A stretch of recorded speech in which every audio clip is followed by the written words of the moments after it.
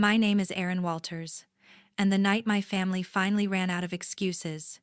It was last Thanksgiving in Portland, and I still remember the exact sentence that started it all. "There's no party this year. I can't afford anything," my younger sister said, her voice already carrying the kind of defeat that makes you feel guilty for even breathing normally around her. She talked about falling behind on her rent, her hours getting cut at the downtown coffee shop, and how she might have to leave her apartment near the riverfront. I believed every word. I told her the celebration didn't matter, that stability mattered more, that keeping a roof over her head mattered more. Later that night, I pulled from the emergency savings I'd spent years padding, slipped a month of rent into an envelope, and tucked it inside my work bag, planning to drop it off at her landlord's office before the week ended. A few days later, while my son Alex built a crooked tower of wooden blocks at my feet, I opened Facebook just to unwind for a few minutes. The first post on my feed froze me in place. My sister's living room glowed with DJ lights. A catered spread covered her kitchen counters, and in the center of it all stood a champagne tower tall enough to belong at a wedding, not in the cramped apartment she claimed she might lose. Clip after clip, photo after photo, every angle confirmed it was her place, the same apartment where she insisted she couldn't scrape together a single extra dollar. Alex peeked at my screen and squinted. "Didn't Aunt Kelsey say she wasn't having a party?" I didn't answer. Instead, I walked to the front door, pulled the rent envelope from my bag, set it on the kitchen table, and snapped a clear photo. Then I sent it to her with 2 words: "Return to sender." Less than an hour later, my phone lit up with call after call from my father. The next morning, the heaviness settled into my chest like a weight I couldn't shake. "Even as I made breakfast," answered Alex, and tried to move through the motions of an ordinary day, my mind kept flashing back to those photos, the glittering lights in her apartment, and the untouched envelope on my table. I had stepped in because I trusted her. I had stretched my own budget because I thought she was drowning. And by mid-morning, I knew one thing with absolute certainty: ignoring what I'd seen was no longer an option. That envelope, the trust inside it, and everything it represented still felt heavy in my hands. I slipped on a jacket just to steady my shaking fingers and sat on the edge of my bed. That was the first moment it truly hit me how fragile trust inside a family can be. One lie, one staged plea, one performance of helplessness. It doesn't take much to make you doubt your own judgment. And I hated that feeling, especially when it came from someone who grew up under the same roof I did. A notification buzzed on my phone, breaking the silence. I didn't need to check. I knew it was Kelsey. The screen kept lighting up with her name, each vibration tightening a knot in my chest. I wasn't ready to hear her voice, not when the images of those flashing party lights were still looping in my mind, mocking the sincerity I had offered her. It wasn't the party itself that cut so deeply. It was the ease with which she had spoken about struggle, the casual way she leaned on me as if my support was guaranteed, and the celebration she threw behind my back without hesitation. Later that afternoon, after Alex settled with his homework, I stepped outside for air. The crisp November wind grounded me as I looked across the street at the row of student houses, the same kind of neighborhood where Kelsey lived, where parties were practically a form of currency. Maybe that alone should have been a warning. Maybe I ignored every instinct because I kept wanting to believe she had finally grown out of the chaos that clung to her life. That thought stung more than the party. I had given her the benefit of the doubt too many times, always telling myself she deserved one more chance. But nothing ever changed. Her crises always came dramatic and urgent, just believable enough to stir guilt. And I always stepped in out of love, out of habit, out of the belief that protecting her was somehow my role. Standing there, another truth settled in. The party wasn't a mistake or misunderstanding.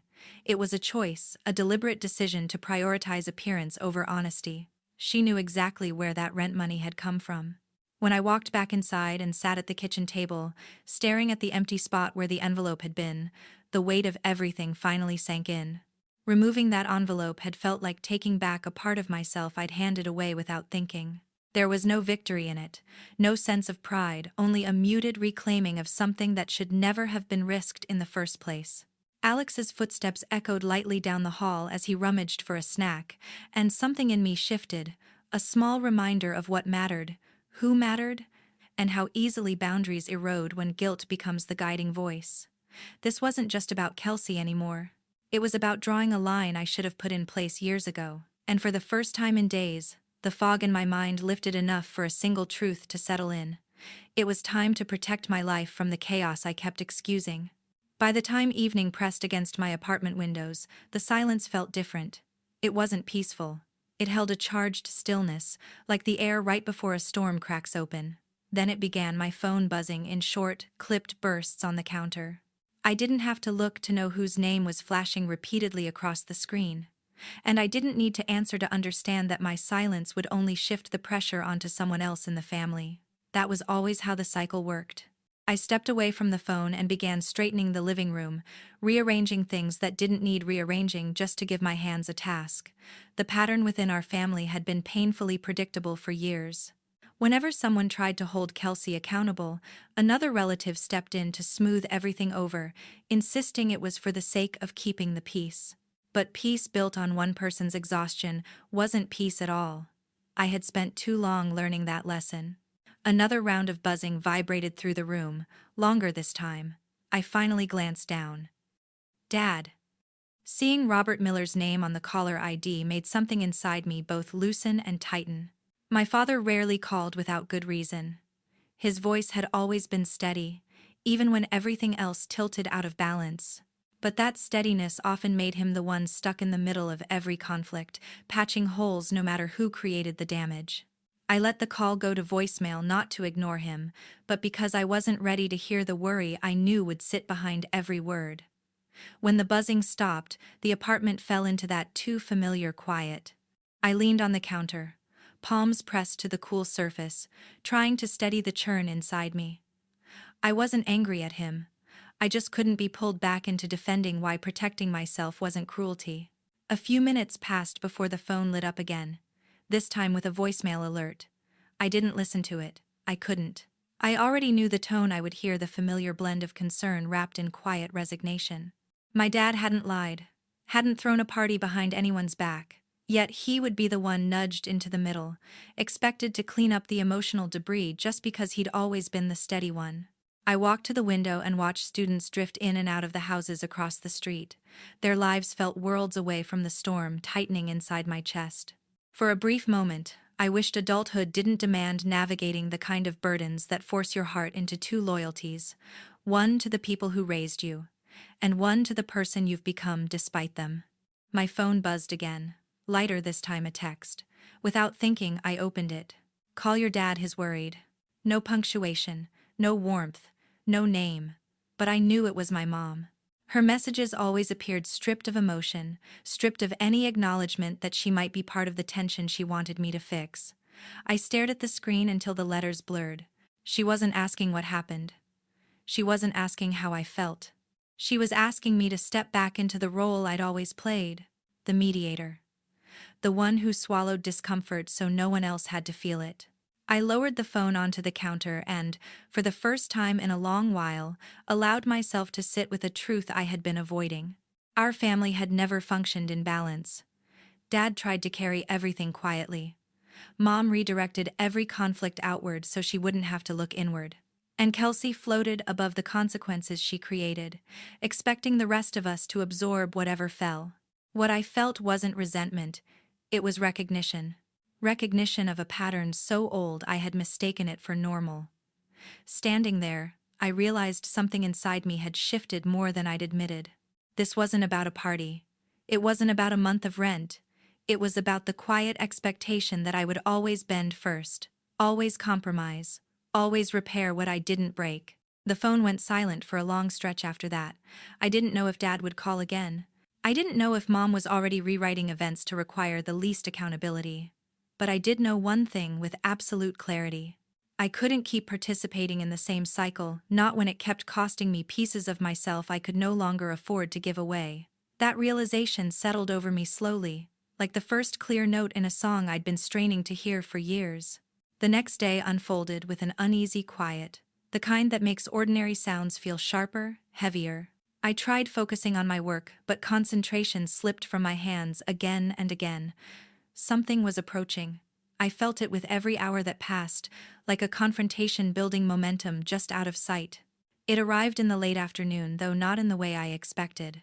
As I walked back toward my building, I spotted a familiar figure near the entrance, hands tucked into his jacket pockets, head bowed in a way that made my breath tighten. My dad, Robert Miller, had driven across Portland to find me. He wasn't a man who showed up unannounced. If he appeared in person, it meant whatever he had to say couldn't be softened through a phone call. Seeing him waiting there sent a ripple of mixed emotions through me: dread, affection, fatigue, and a resigned sense of déjà vu. I approached slowly, bracing myself for the script we had followed too many times before. When he lifted his head, there was no anger in his expression, just a weary determination that twisted something inside me. We stood in silence for a moment, both understanding more than either of us had said. He gestured to a bench near the walkway, and we sat, the cold November air settling between us like its own witness. Inside my chest, something tightened. I didn't want him to speak first because I already sensed the direction this conversation would take. But he did, using that careful tone he saved for fragile truths. I didn't interrupt. His voice settled around me, steady but strained, as he explained that he'd spoken to Kelsey earlier that morning. She had called him crying, saying she was being unfairly punished, that the party was a misunderstanding thrown together by friends, that I had turned cold without reason. She suggested I was holding money over her head out of spite. Hearing that hit like a dull blow. My dad didn't accuse me or ask for explanations. He just confessed how lost he felt trying to support me while still wanting to protect the daughter who always seemed to need protecting. He wasn't choosing sides. He was drowning in the impossible task of trying to keep our family from splitting further apart. And for a moment, I nearly slipped into the old habit of comforting him, absorbing the weight he carried so he wouldn't have to feel it alone. But something steadier rose inside me instead, the part of myself I'd been slowly reclaiming over the past few days. I let the silence stretch between us, not out of anger, but out of sheer exhaustion. Family loyalty shouldn't require self-betrayal. Eventually, my dad fell quiet, his hands clasped tightly, his gaze fixed on the pavement as if searching for answers there. Seeing him like that, torn, tired, pulled at a part of me I wished didn't still exist. I loved him. I always had. But loving him didn't mean sacrificing my boundaries to soothe his discomfort. That was a lesson I had avoided learning for far too long. The wind picked up, brushing past us in short bursts, the chill cutting through my jacket and grounding me. For a moment, I wished that explaining every detail would magically realign our family, that clarity alone would fix years of fractures. But clarity only matters when both sides are willing to see the truth. And right now, I wasn't convinced anyone but me was even trying. My phone buzzed in my pocket. I pulled it out without thinking and saw a notification from my mom, Patricia Miller. I didn't open it. The preview alone, vague words about unity, hints toward forgiveness, a familiar tug toward smoothing things over, was enough to make my chest tighten. I slipped the phone away and exhaled. The pattern was unmistakable now. The more I stepped back, the more everyone expected me to step forward again. They weren't responding to the truth. They were responding to the disruption of the roles we had all quietly been assigned. I wasn't angry at that realization, just tired. Deeply tired of being the one who held everything together simply because I knew how. Behind us, a car door slammed, startling a group of students walking by. Their laughter floated into the cold air, carefree and uncomplicated. For a brief second, I envied them, not their youth, but the simplicity of problems that didn't involve untangling a lifetime of emotional obligations. My dad let out a long, quiet breath beside me, the kind that carried resignation more than anything else. I didn't know what he expected me to say, or if he expected anything at all. I only knew that whatever came next would demand a strength I wasn't sure I still possessed. Later that evening, a faint knock broke through the stillness of my apartment. It wasn't sharp or impatient, it was the kind of knock someone uses when they hope the person on the other side might offer a softness they no longer deserve. I froze, already knowing who it was before I reached the door.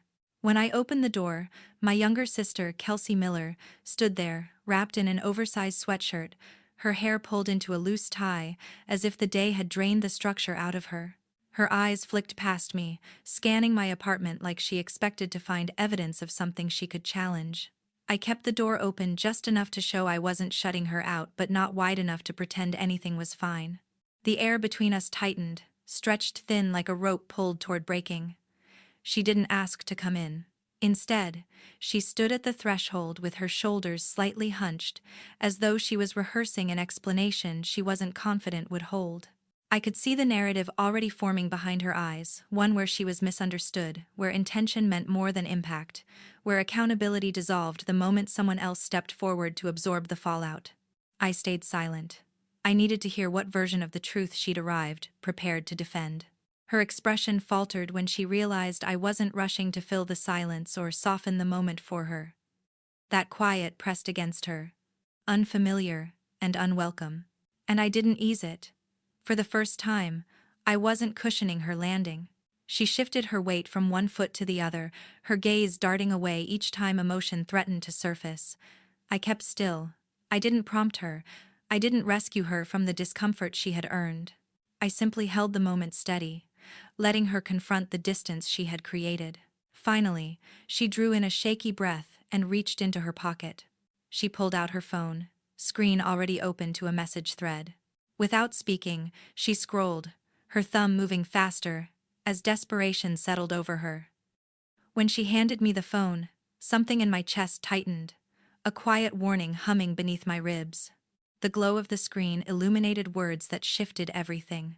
Not a single message, a full group chat, friends chiming in, laughing emojis, comments about the party, and then another name appearing in the thread. My mom, Patricia Miller.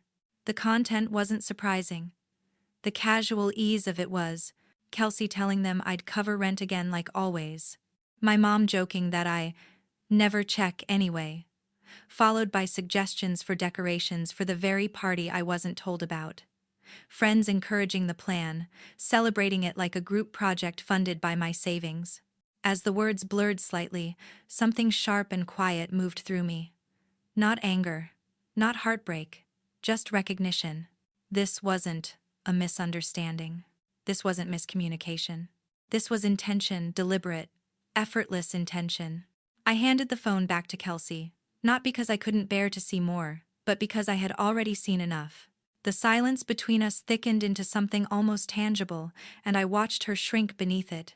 Her shoulders sagged, and when her eyes finally met mine, there was a flicker of something unfamiliar in them.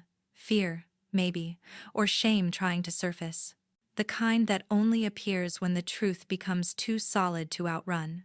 Inside, my thoughts moved quietly, almost detached. If family is where betrayal cuts deepest, then this was the moment I finally understood how layered those wounds had become over the years. I wasn't surprised she involved her friends. What hit harder was realizing how effortlessly my own mother had joined in masking wrongdoing with light jokes, smoothing over manipulation with familiar, easy humor. A heaviness settled beneath my ribs, not sharp, not explosive, just heavy enough to reshape something inside me. The air in the doorway felt colder the longer we stood there.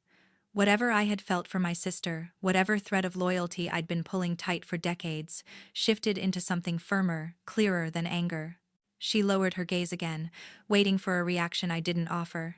I kept my expression steady, not out of indifference, but out of finally recognizing a boundary I never knew I needed.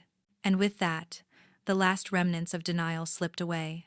The door clicked shut long after her footsteps faded down the hallway, but the silence she left behind felt intrusive, as if the truth she revealed was still echoing in every corner of my apartment. I leaned against the wall, letting the stillness fold around me. The group chat wasn't a mistake. It wasn't an impulsive lapse in judgment. It was a window into how easily I had been planned around, depended upon, and taken for granted.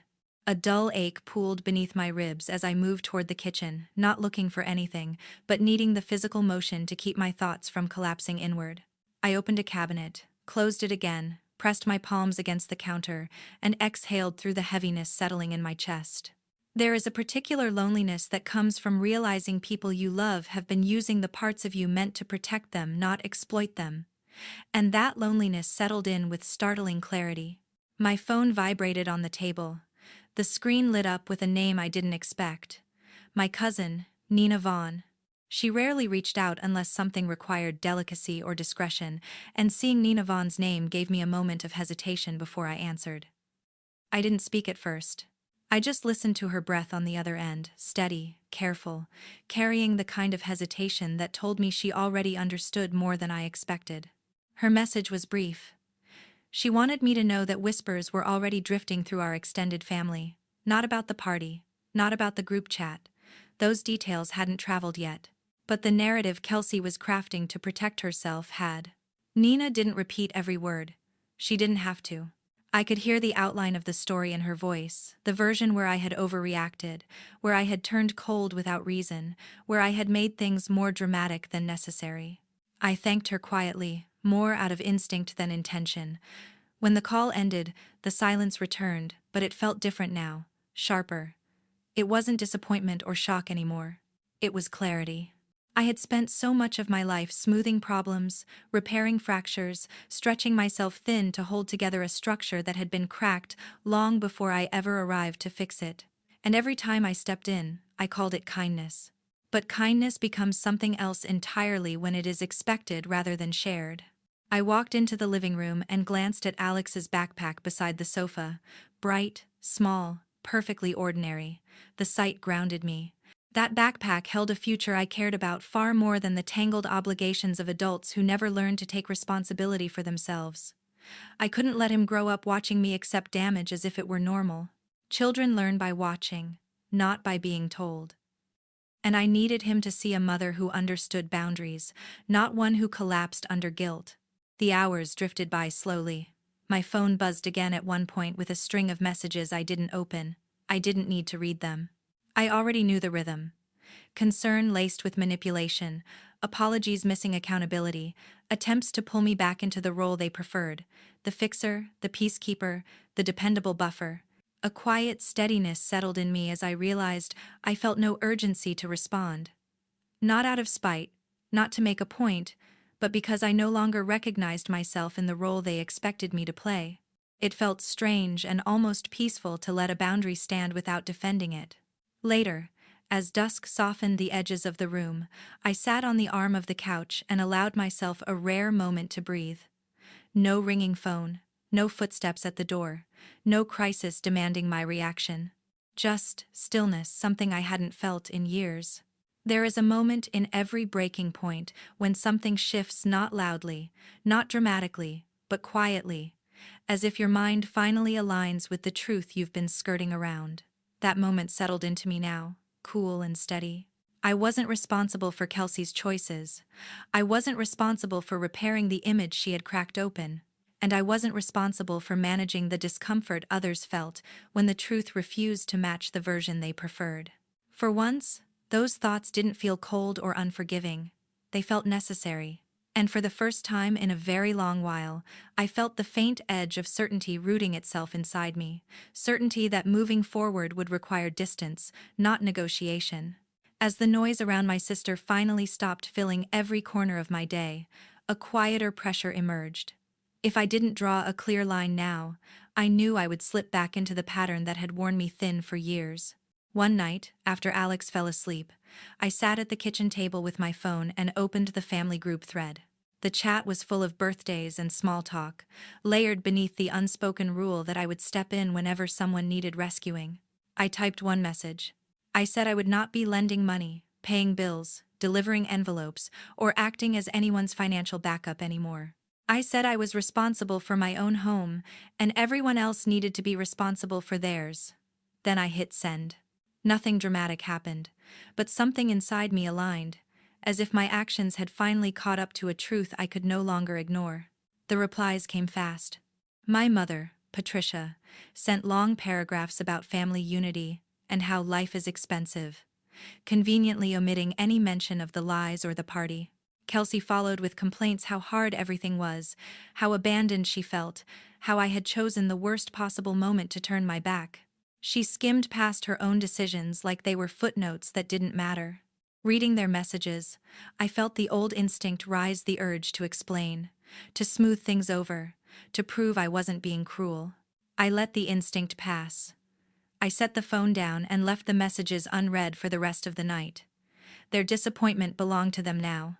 In the weeks that followed, bits of news reached me through relatives. The landlord near campus had grown tired of excuses and late payments. Eventually, Kelsey had to move out of the apartment she'd been so eager to showcase online. She ended up in a cheaper room farther from downtown without the glitter, the crowd, or the illusion she'd tried to build her life around. I didn't feel satisfaction when I heard about Kelsey moving. I didn't want her to fail. But for the first time, the consequences of her choices landed on her instead of on my savings. You can't cushion someone from every impact and then be surprised when they never learn to stand on their own. Meanwhile, my mother tried to reconstruct the old image of our family. She sent messages about the upcoming holidays, about how nice it would be to spend time together, as if the months leading up to it had been nothing more than a slight misunderstanding. Every invitation tiptoed around the truth. The expectation was clear. I was supposed to let it go for the sake of appearances, for the sake of tradition, for the sake of the quiet narrative she preferred. My responses stayed brief. I said I wanted stability for myself and for Alex, and that I wasn't willing to sit in rooms where my boundaries didn't matter. I didn't rehash anything. I didn't justify myself. I simply stopped showing up on cue. Inside my own home, the absence of constant crisis made more of a difference than I expected. My phone no longer felt like a trap door waiting to drop open beneath me. I could plan my budget based on our needs, not someone else's emergencies. And when Alex talked about his day, my mind stayed with him, instead of splitting itself between responsibility and resentment. We built new routines, simple meals we cooked side by side, movies chosen because they made him laugh, evening walks where we talked about his plans instead of other people's mistakes. Looking back, I can see the real shift didn't come from my sister or my mother. It came from me. I stopped confusing being needed with being valued. I stopped calling self-erasure loyalty. I began treating my time, money, and peace of mind as things worth protecting. If there is any lesson in what happened, it's this. Boundaries are not punishments. They mark where your responsibility ends and someone else's begins. Saying no didn't mean I stopped caring. It meant I stopped carrying what was never mine. My sister may never admit what she did. My mother may never acknowledge her part in it. The version of events they tell others may always sound softer than the truth, but I can live with that. Because in my home, my son is seeing something different, a version of family where love isn't measured by how much damage you can absorb, and helping someone doesn't mean funding their refusal to grow. I didn't get a dramatic apology, or a perfectly repaired family. I got distance, I got quiet, and I got a life that finally feels like it belongs to me. If you've walked through anything like this, I want to hear from you. Your stories remind me that none of us are navigating these moments alone. Please leave a comment, let me know where you're watching from, and tell me what you would have done in my place. Your support gives my voice strength, and your perspective helps others who are still stuck in the same patterns I had to break. If this resonated with you, don't forget to follow for more stories like mine.